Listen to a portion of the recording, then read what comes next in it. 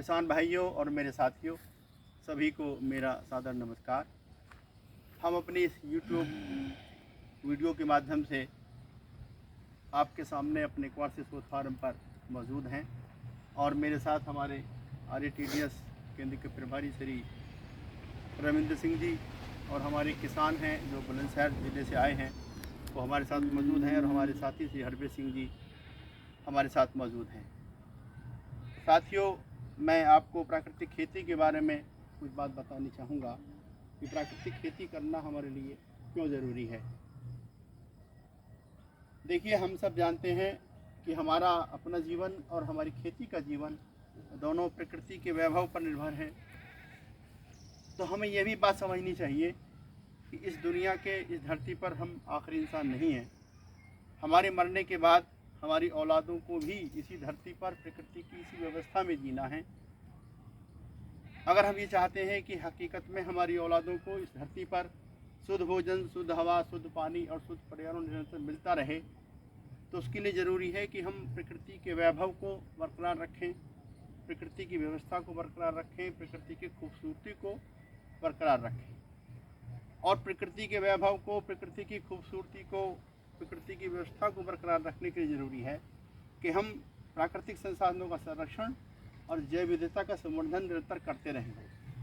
प्राकृतिक संसाधनों का संरक्षण और जैव विविधता का संवर्धन तभी संभव है जब हम रसायन आधारित खेती से अपना ध्यान हटाकर भौतिक संसाधनों की प्राप्ति की होड़ से हटकर और अधिक धन प्राप्त करने के लालच को छोड़कर प्राकृतिक खेती करने की तरफ ध्यान दें।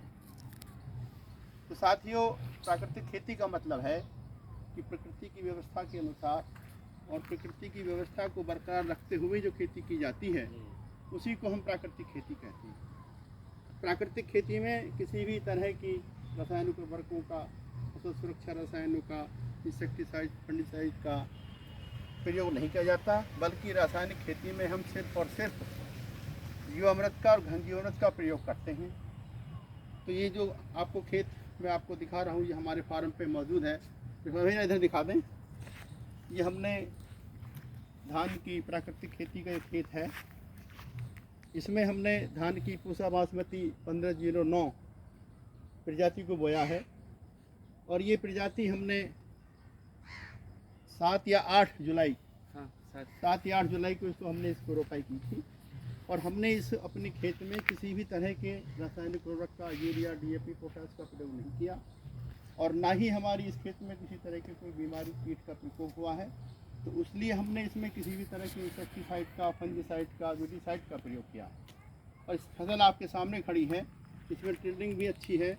एक पौधे में करीब करीब 25, 28, 20, 22 इस तरह के हमारी टिल्डिंग यानी टिल्ले मौजूद हैं और बाल आपके सामने हैं।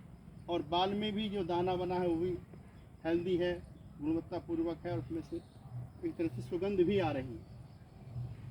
हमारी इस प्राकृतिक खेती में हमारी 1 हेक्टेयर में लगभग 25,000 रुपये का खर्च है, जबकि हमारी रसायन आधारित खेती में करीब हमारा 35-40 हज़ार रुपये खर्च आता है।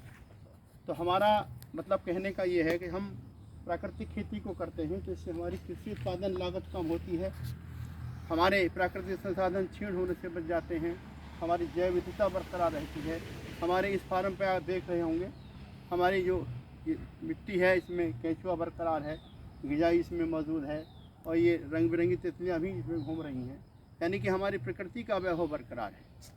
तो मैं ये कहना चाहता हूँ अपने किसान भाइयों से कि अगर हम रसायन आधारित खेती से अपना ध्यान हटाकर प्राकृतिक खेती करने की तरफ ध्यान दें तो इससे हमारे प्राकृतिक संसाधन छीण होने से बच जाएंगे, हमारी जैव विविधता बरकरार रहेगी, हमारी कृषि उत्पादन लागत कम आएगी और जो उत्पादन हमें मिलेगा वो भी गुणवत्तापूर्वक होगा। इसके खाने से हम आप सब जो है बीमारियों से दूर रहेंगे, हमें गंभीर बीमारियों से छुटकारा मिलेगा और जो हम अपनी बीमारी का इलाज कराने के लिए अपनी गाढ़ी कमाई का पैसा डॉक्टरों को देते हैं वो भी हमारी बचत होगी।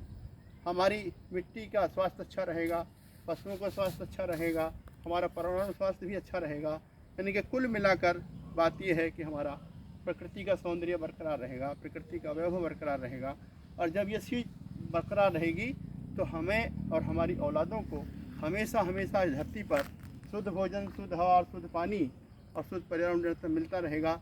हम और हमारे औलादें हमेशा हमेशा धरती पर खुशी के साथ जी सकें।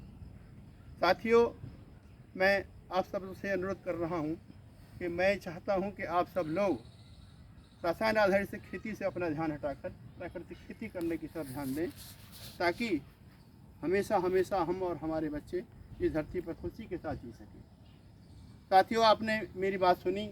अगर आपको मेरी बात अच्छी लगे तो आप हमारी इस वीडियो को अपने दोस्तों में, किसान भाइयों में, साथियों में शेयर कर दें और अपनी जिम्मेदारी को निभाएं।